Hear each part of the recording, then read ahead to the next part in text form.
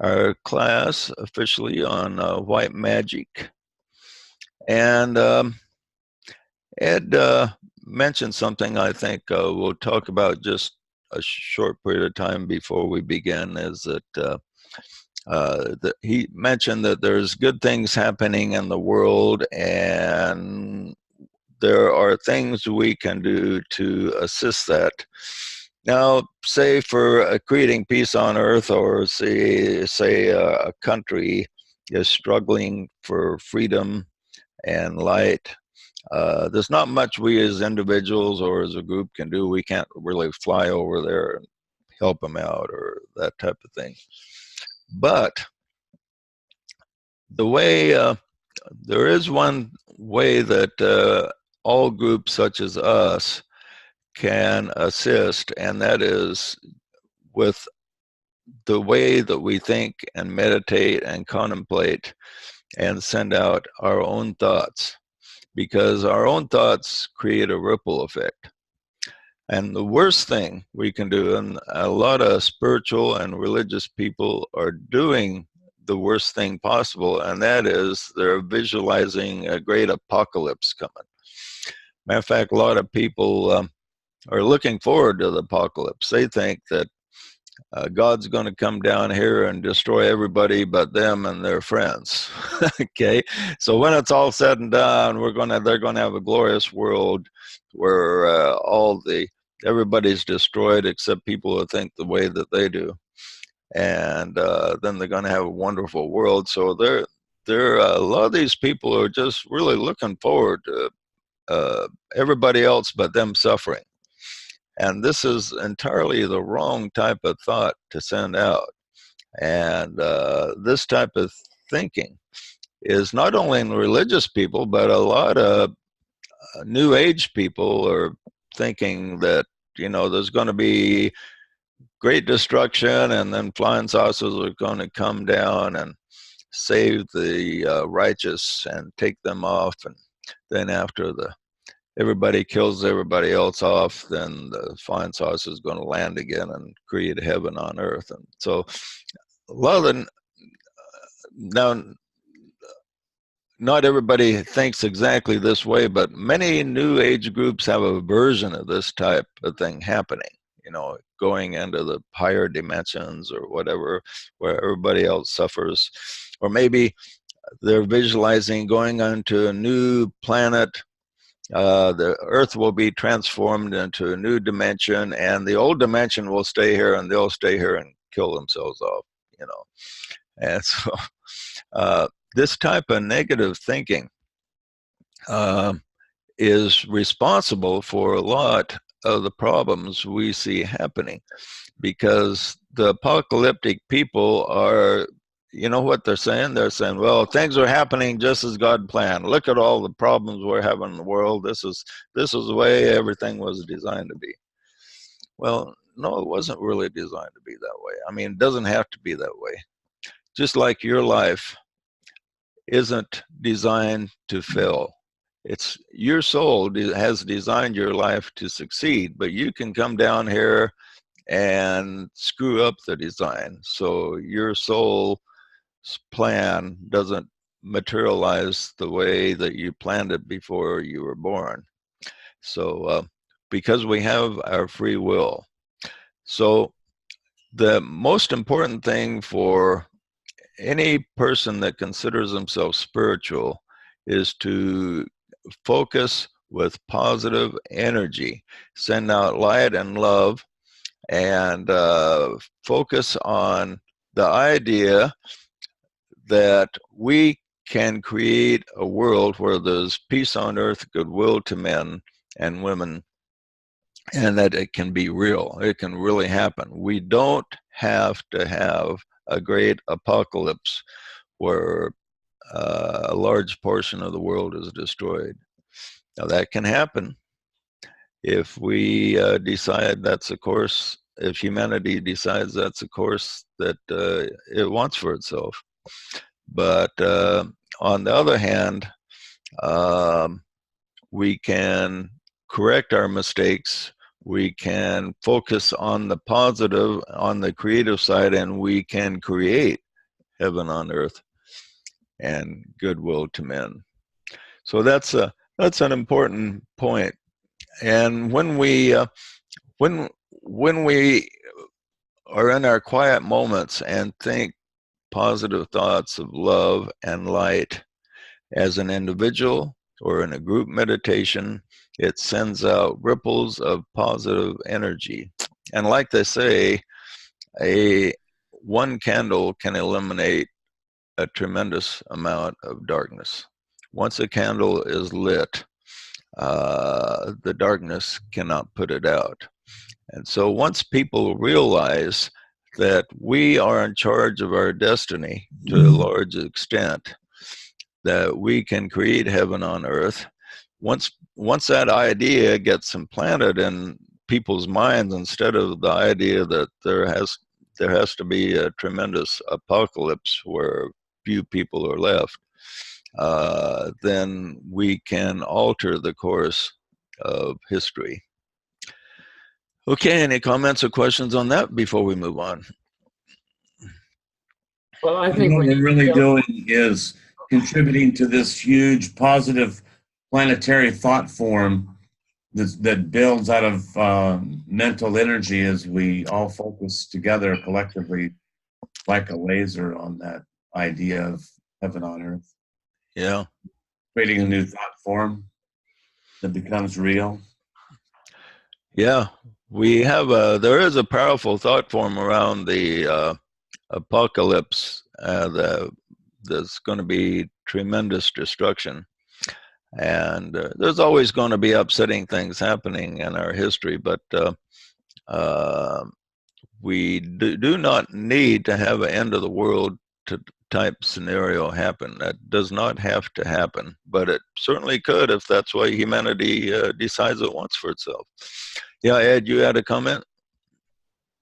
I think we first have to recognize that it is the plan of hierarchy and Shambhala that the world shall reach its goal, and we can aid it or we can retard it by our action. But the plan is working out, and we need to recognize and just notice the positive things that are in fact happening. Yeah, that's a good point, is that we see some negative stuff on the news and people focus more on that than the positive news that's out there. So yeah, we ought to look more for the positive news going on there. Okay, move ahead with our class. We're on rule 11. We're talking about the manifestation of thought forms and how to deal with them. And he's talking about, now thought forms are not only positive, but they're also negative. And every thought form created, now a thought form, remember, is a manifestation of your thought that crystallizes before it appears on the physical plane. Now, when thoughts are created in forms that normally people can't see, these thought forms that's out there, but these thought is composed of actual refined matter that is manipulated by your thought energy. And each one of our creations takes place, first of all, with a thought, and then comes through the feeling nature, energized by desire, and then it manifests on the physical plane. And every thought form has potential for good or evil. And he talks about the lowest thought forms are created by the circulation of facts such as the news, gossip, and personal communications. These are some of the lowest vibration of thought forms that's out there.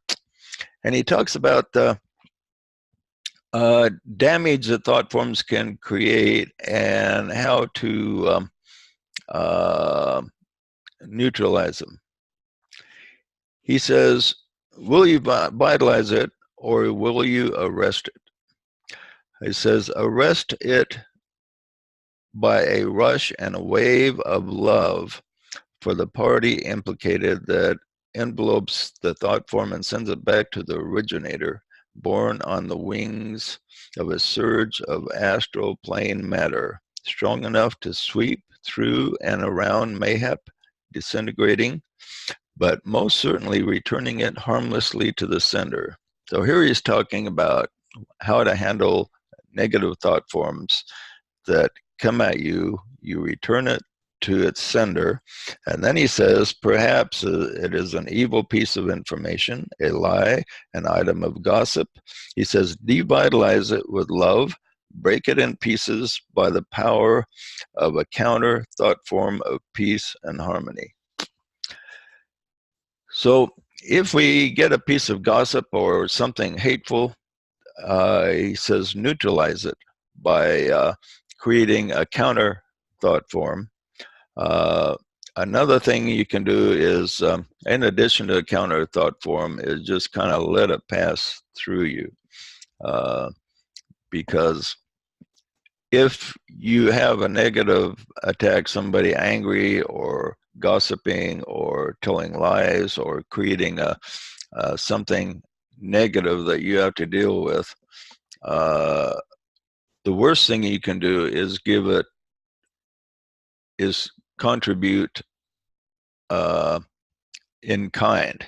Sending back hate or negativity yourself just makes the thought form stronger, and then it circulates between the two people and it grows and until it creates a problem. And we see this happening with the Democrats and Republicans. They're attacking each other like we've never seen. And the one attacks and the other attacks back, and the energy circulates back and forth, and it creates a major discord in the nation. We have a divided nation now like we've never seen before. And so these thought forms can be broken down. Whenever people get together as a family units, we have some on one side and some on the other, and pretty soon somebody starts mentioning politics, and all of a sudden there's a confrontation happening. Thought forms begin to surface, and they can be diffused so that no hard feelings eventuate. And this is important that we focus on the feelings involved, because say you're with family members and they bring up something that's controversial, what you want to focus on is the feelings. And so turn the conversation in such a way that even though you disagree, it ends with good feeling. And okay, DK says, well, what if the gossip is true? What if somebody's gossiping about something, saying Carl over here, he told a nasty joke the other day that I think was inappropriate. And so he did tell a bad joke. So what shall we do about that? He says that truth cannot be devitalized or disintegrated. We can't say it didn't exist. But such a thought form can be transmuted through the alchemy of love. So what do you do if somebody comes to you or the group with the wrongdoing of a brother? How would we handle that? Let's suppose that somebody in our group here was doing something we considered outrageous and harmful to the group. What should we do? What do you think about that? What should we do about that character? Let's say Curtis does something really outrageous. He tells a really bad off-color joke, and everybody says, well, Curtis shouldn't be even. We need to do something about that, Curtis. Well, that's just a funny. Yeah. DK says, rather than just saying, hey, you're you're a bad character. And this is what we want to avoid. We want to avoid pointing this person out, saying this person is bad. That's the wrong approach. Or this person needs reprimanded. Instead, he says, focus on the positive with this person and try to raise the person's consciousness up so that he will kind of fit in with the consciousness of the group. Now, it is possible somebody could do something so outrageous, like he murders his mother-in-law or something like that. Well, that's pretty much something that is outside our consciousness and would need to be dealt with. But 90% of group problems where somebody complains about some individual, so this individual isn't doing his job, or this individual is not contributing, or this individual said something that really offended me. A lot of the things that happen in groups are not really that bad.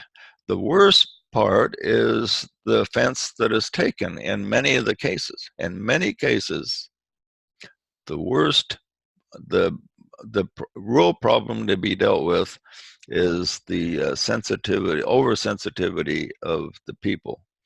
And if somebody does get out of line, then yeah, let them know. Say, hey, that's a little off. That joke you told is a little bit off color for our group here, and appreciate if you watch what you're saying there. You know, it kind of gives us, anybody that comes into our group, it kind of give them the wrong impression. And if the guy takes it right, then he'd think, well, yeah, he might have a point there. So he says, you do not add to the talk. You do not hand on the information as far as you're concerned. But the thought form, builder on the fact, has wandered into what you call a cul-de-sac. So this is what he says is, when you get a negative thought form, bring it into a cul-de-sac where it doesn't have anywhere to go. He says, what do you do then? He says, use not force, for strong thinkers must not unduly influence other minds, but a gentle stream of wise transmuting love. Okay, so use not force. In other words, if you're a strong thinker, you have power to overpower a person that isn't a strong thinker. So the person just thinks, well, he feels real strong about this, so I just go along with it. So if you sense that you are a strong personality and have strong personal energy, he points out, don't overpower the other person, but influence them with gentleness. Because if we overpower the other person, well, then they tend to suppress their thoughts. They think, well, I won't really say what I'm thinking, because they sense that they'll be overpowered. And so this is an important principle. He says, we have here 3 methods, none strictly occult, for these shall be later imparted. But methods available are many. And he points out 3 methods that aren't particularly occult to use in handling this. He says, the thought form must be kept to mental levels, inhibiting the astral plane matter.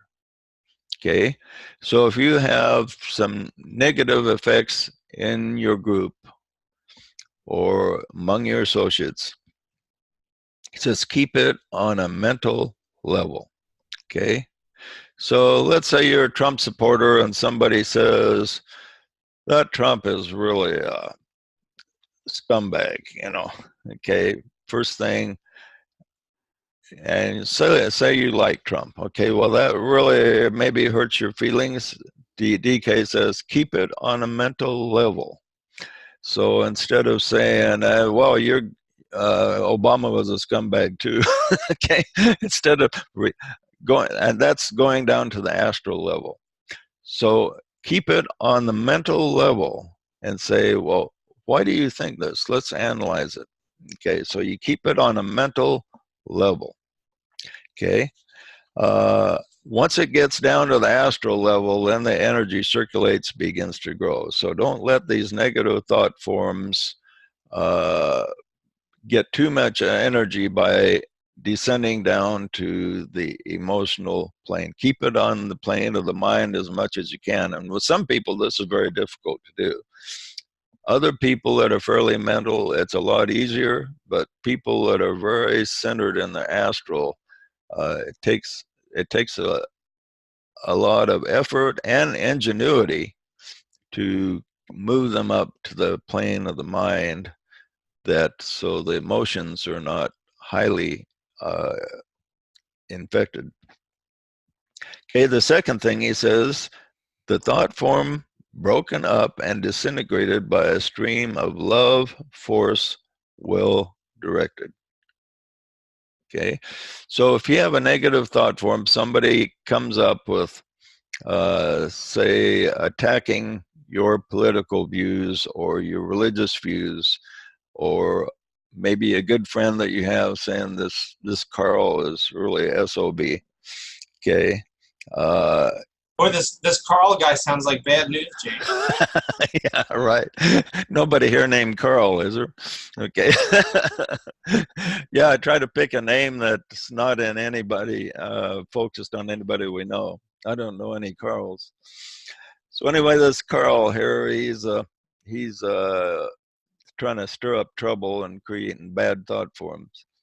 Okay, you break up this thought form by a stream of love, force, will directed. Now, yeah, I started to have a political argument in our family reunion with a good friend, and it started to get a little heated. And to his credit, he says, well, you know, we probably think a lot alike if we look at the actual issues. And we started talking about the issues, and then we found out we were in harmony on almost all the issues. So that, to his credit, it ended on a friendly tone. So you break up the negative thought form with a stream of love, force, will directed. So you ended on a note, you know, we really had a good time when we did such and such, or you ended on a positive note. So if you're tapping into some thought form that tries to descend to the emotional plane, you move it back up to a higher level. Third, he says, the absorbing of the thought form and the formulation of a counter thought of loving wisdom. Okay, so you send a counter thought. So somebody talks about this Carl, man, he just really offended me. He told me that he thought my mother was just really fat and ugly. Okay, so you absorb this with a counter thought form. You could say, well, you know, my mother, she's a little overweight, all right, and you know, her beauty is faded a little bit. Yeah, but she's a really good person. Here's some things my mother did for me that really helped me out. Okay, so you counter what Carl said about your mom with really positive things. And what's Carl going to say? He might say something like, well, I didn't realize that about your mom. It sounded like she kind of helped you along pretty good. So that diffuses this negativity. And diffusing negativity is an art that must be learned by all seekers. But the trouble with negativity, once it starts, people almost enjoy expanding upon it.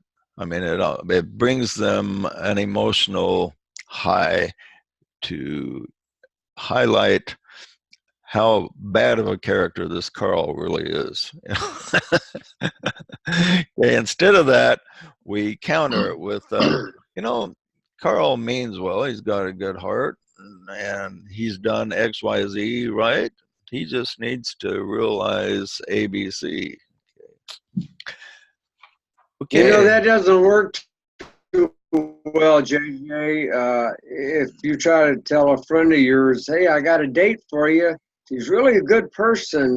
She's really a good person. That don't usually work too well. I had a few friends of mine fell for that.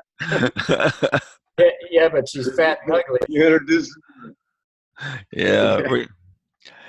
Reminds me when I was back in college, I had a crush on this girl. And I was too shy to ask her out. And she approached me one day. She says, hey, would you like to go on a date? And I says, yeah, I thought she was asking me out. She says, well, great. She says, I have this friend of mine named Myrtle. And she is really, I want you to double date with us and take my good friend Myrtle out. And I says, Myrtle? That's odd. What does she look like? Does she look like a Myrtle? He said, oh, she's just fun as all get out. And anyway, it turned out to be a disaster. This Myrtle fit the image of a Myrtle. And her last name was even weirder. I won't give it out. But so anyway, I made the best of it. But I never did get together with that gal that I had the crush on. Okay. Any other comments on that before we move on? Anybody else had a really weird blind date? Yeah, I once had a blind date with a gal I met on. We had a party line on our telephone when I was rooming with a bunch of guys, and this gal sounded really cute, and we all arranged to go to a drive-in movie, and she turned out to be 14. Oh, really? Wow, it's kind of weird, isn't it? Yeah. Yeah, those blind dates, they usually don't turn out that great. He says there's three main dangers from which the creator must save himself. First, he says, a potent thought form can act like a boomerang.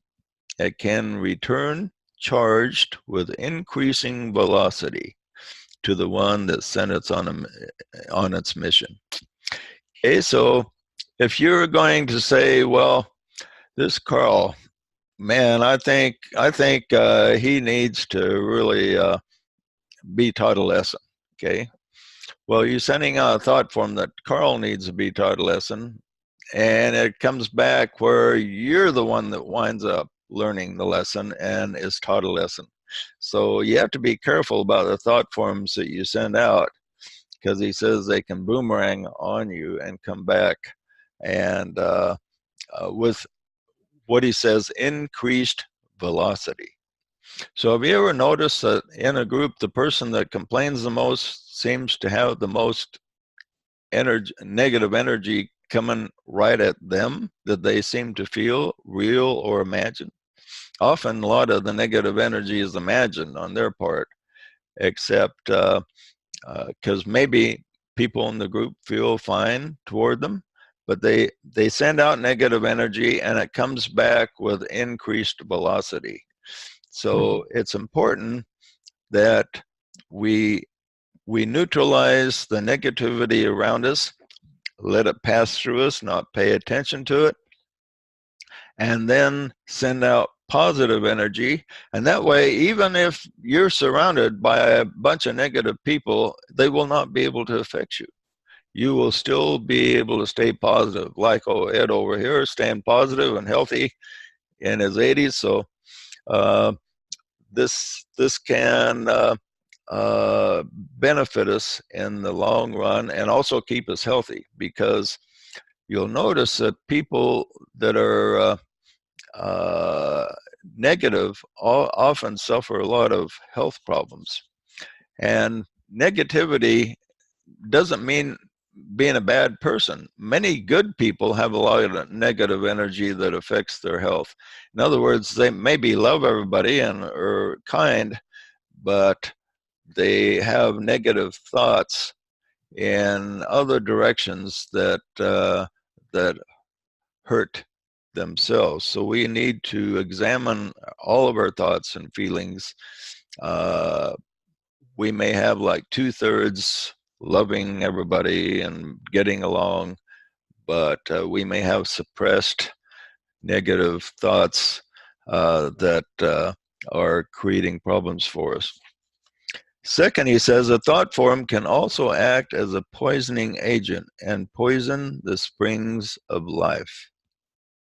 A violent dislike, a gnawing worry, a jealousy, a constant anxiety, and a longing for something or someone may act so potently as an irritant or poison that the entire life is spoiled and service is rendered futile.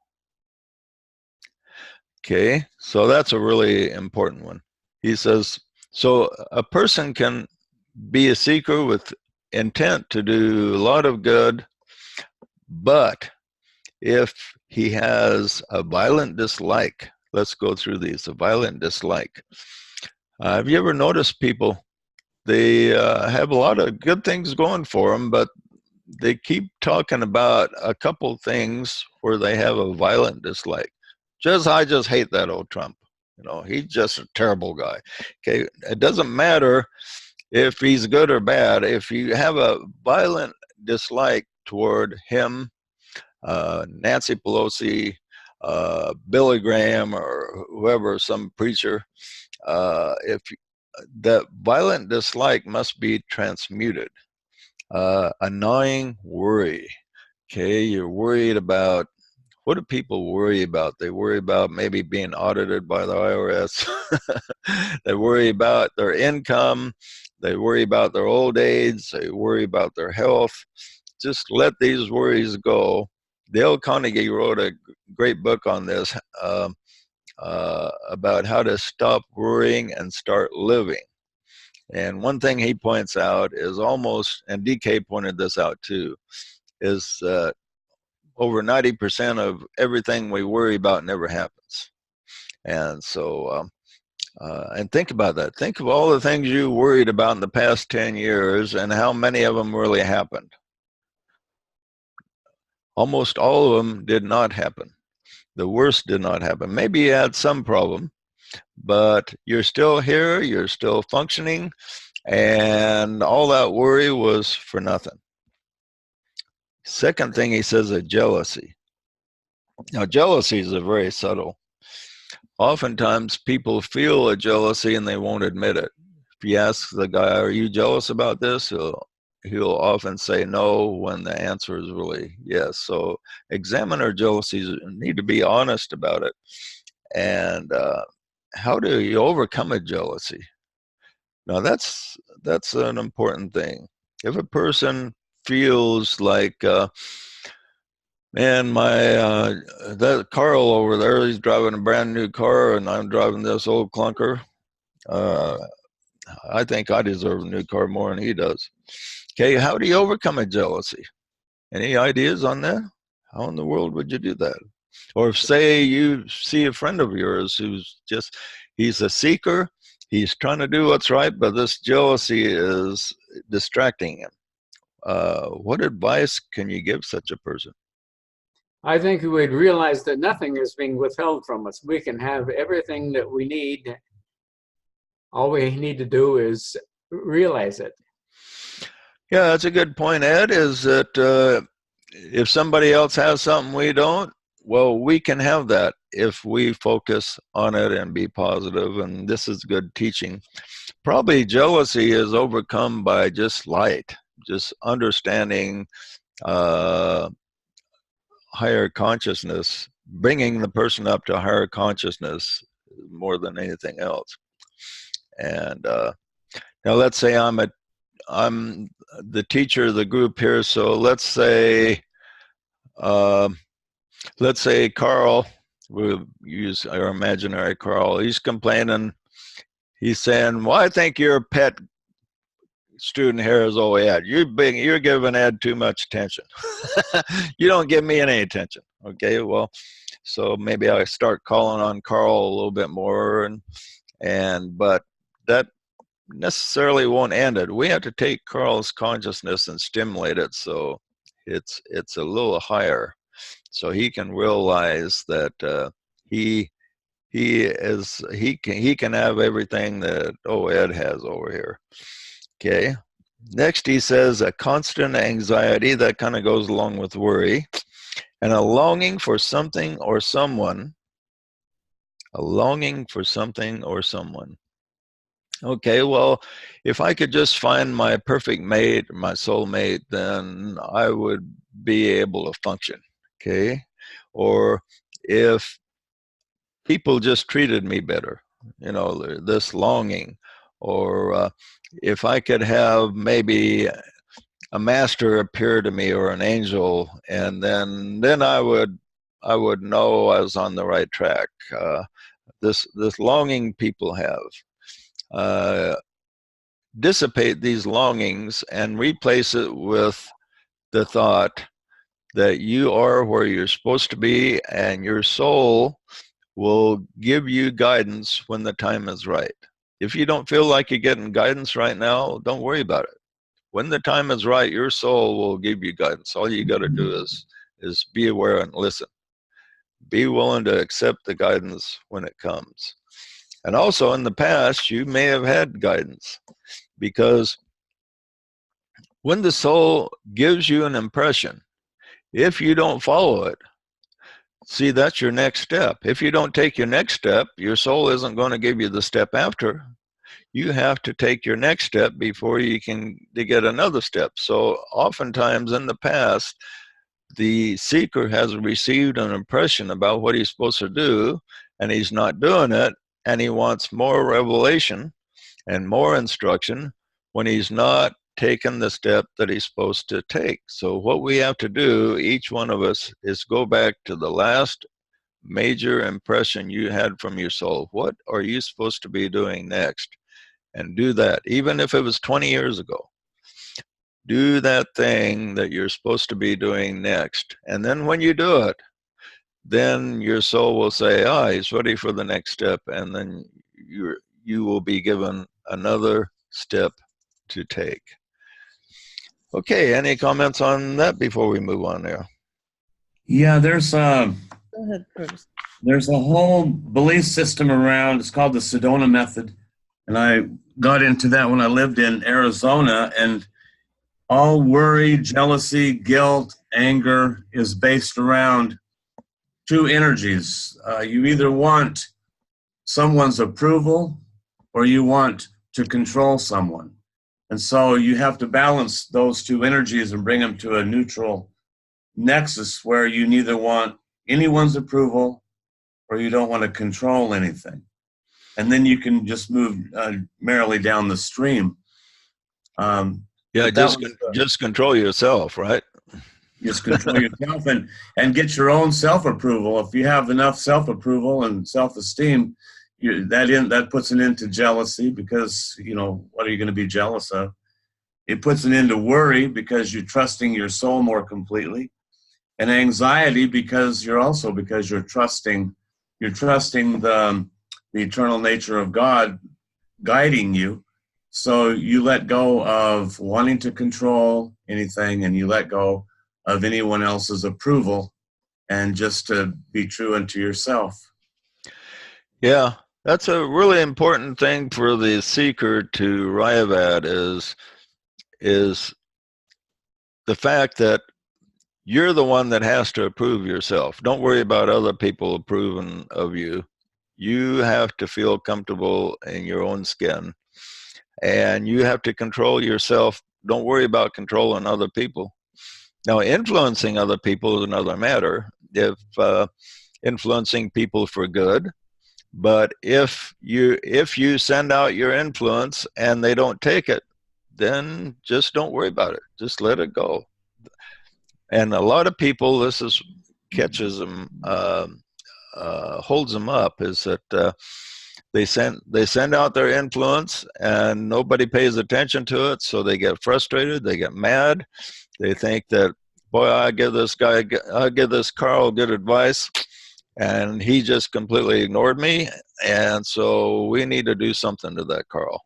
We need to control Carl. Yeah. Make him do it. So if Carl ignores you, well, that's fine. That's his problem. If you've given good advice and Carl refuses to take it, well, that's Carl's problem, not yours. The problem is shifted to Carl alone, and you have no control over him. And if you seek to control, like if you say, "Oh, Carl, you wanted to borrow my car, and I'm not going to lend you my car unless you kind of start behaving yourself better." And so you're controlling Carl here. You're forcing Carl to conform. And how does Carl feel when maybe he has to borrow your car because maybe he has to take his wife to the hospital or something. But as he's driving your car, he thinks, "Well, man, that's SOB. He's really trying to control me. I ought to just wreck his car just to teach him a lesson." So this negativity just boomerangs on us, and so the most important lesson, or a very most important lesson for the disciple to learn, is just to live and let live. I like that phrase, live and let live. If people could just do that one thing, the whole world would be such a better place. Okay, worry about yourself, not everybody else. JJ, Yeah. are you saying that you're obligated to lend stuff to people no matter what? What's your question again? You're talking about Carl and lending him the car. Yeah. You're saying it would be controlling him if you decided not to lend it to him because of how he was behaving. Yeah, if you're doing somebody a favor with conditions, that's control. Now, if somebody asks for a favor, the best thing to do is just do them the favor with no conditions. And if they want to pay the favor back, fine. If not, fine. And if you do it with that attitude, you'll wind up getting paid back a lot more than if you put a whole bunch of conditions on and do the favors with control attached. And so that's an important thing. And a lot of parents do this with kids, is they say, "Well, I'll help you with the down payment on the car, but you got to start attending church every Sunday. And so give me your word you'll attend church every Sunday and I'll help you with the down payment on the car." I mean, a lot of parents try to guide their kids into righteousness by control like this, and this is not the way to do it. This just boomerangs has a negative effect on everybody. But putting aside the parent-child thing, like if somebody just like trashed your apartment the night before and then they want to borrow your car, do you feel like you're trying to control them if you say no to them? Oh, no. You have perfect right to say no. If somebody wants a favor and you just say yes or no, that's not controlling anything. Where the control comes in is if you say, "Well, I will do this if you do this." Okay. And then that's where the control comes in. But if you don't want to loan your car to somebody irresponsible, well, I don't see any bad karma connected with that. That tells Carl, if you don't want to loan Carl your car, Carl may think, "Well, why didn't he loan me his car? Does he not think I'm responsible enough?" And that will cause Carl to think about not being responsible, because maybe Carl thinks, the last 3 people I asked for a loan, they all said no. So, maybe there's a message here I need to listen to. It sounds like maybe now Carl's transforming his consciousness. We moved beyond all this stuff. Maybe now he's reevaluating. Yeah.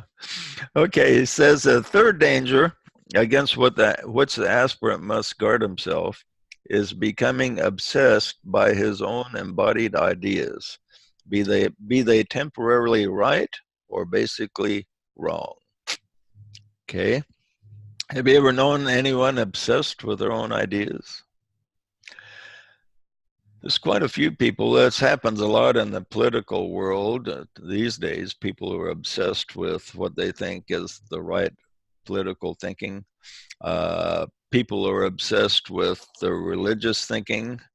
I've known quite a few different people in Amway that have been really obsessed with Amway. I've had people so obsessed with it that they outright tell me a lie to get me to come to an Amway meeting. And when that has happened, it really aggravated me against the guy that causes me to waste my time hearing a presentation I've heard a number of times before. Haven't had that happen for some time. I think Amway must have changed their approach or something. I haven't been approached by an Amway guy for quite a few years now. Did you confront those people who lied to you to get you to go to the meeting? Well, last guy that did it to me, I kind of, I let him know that I, didn't appreciate it. But, and kind of distanced How myself. did you react to that? Well, I don't know. He was so into Amway that he just moved on to his next victim pretty much. Well, what happened was I was in it was way back when I was in real estate, and interest rate was pretty high. And he came to me and he says, "Hey, I've got this friend of mine that can get lower interest rates than anything you got. Would you like to go, when we get together, we'll go meet with him." And he can explain it to us. I thought, well, that sounds good. So we go there, and it was just an Amway presentation. And Amway did have this some type of financing available that was completely undesirable. But anyway, he completely deceived me to get me to this Amway meeting. And but that's been quite some time. I used to have that happen. I had that happen a number of times. I found it very aggravating. But yeah, I think Amway must have changed their approach. I haven't been approached by them deceptively for quite some period of time. Okay, so the seeker must guard himself from being too obsessed. Now, say he says we can get obsessed over something that's temporarily right. It's interesting he puts the word temporary in there. In other words, that which is right at one time may not be right at another time, because each situation requires different decisions and different approaches. So even though the guy may be right, let's say we teach people about the molecular relationship, which we think is a good thing, and man, he just thinks it's so wonderful that he goes crazy with it. Matter of fact, Curtis and I had this problem with the guy when we were promoting the idea of Project Peace and Goodwill, which was a plan to eliminate nuclear weapons on the planet. And we printed up a bunch of pamphlets on it, and we come across this guy that had read it, and he was a young guy. He was only about 18 or so, and he was really enthused about it. And so we give him a whole bunch of these pamphlets, and he went out and to the university and started passing them out and preaching. And he was so obsessed with it, he wound up getting in some fistfights. Yeah, so much for peace and goodwill. Yeah, and finally he created so much discord. I mean, he was so obnoxious in the way he presented it, he wound up creating all kinds of discord, and then he got frustrated with it, and then he decided a short time after that I was the Antichrist. And from that point on, he created all kinds of problems for me and Curtis. He kept leaving notes on our cars and stuff that Christ is coming to get you, and you will be You're destroyed. And going straight to hell. yeah, and Curtis got some message. You got some phone messages from him too, didn't you, Curtis? Yeah, phone messages. He left messages on my car threatening. Yeah, the guy become a total nuisance, but it all began with him being obsessed with a good message. The message was good. Peace on earth, goodwill to men. Great message. But he was so obsessed with it that it just destroyed his thinking. Distorted it. Thank God I haven't heard from him for about 10 years now. I mean, he was leaving notes on my car and stuff like on my door of my house for and he was a nuisance there for about 20 years after this occurred, but haven't heard from him for a long time. He's either moved out of the area or he's died. So not sure which one. But anyway, so that's important that we take a balanced approach. He says a seeker may see a partial truth and thinks he sees the whole picture, and this causes him to reject the greater truth when it's revealed. So this is important that we see all truth in its wholeness rather than just a part. If we just see a part of it, then there's more danger of being a fanatic. This is one thing I like about the group we've gathered together here on the internet is everybody's pretty balanced. We don't have any person taking a fanatical stance or going out there and making a nuisance of themselves with other people. I'm proud of this group we have here that they have good balance. They're all decent people, and they're all people that can create a good impression on others. Okay, we're near the end of our class. Any comments or questions before we sign off? There's an old saying, a little knowledge is a dangerous thing. Yeah, that's certainly true. Like Especially incomplete. Not knowing how to drive your car, but not how to use the brakes. Yeah, especially incomplete knowledge is really dangerous, or a piece of knowledge that you use to the dismissal of other important pieces of knowledge that should go along with it. Okay, any other comments or questions? Then one guy says, if you're going to get knowledge, he says, drink deeply from the well of it, the well of knowledge, so you get a complete idea, a complete picture.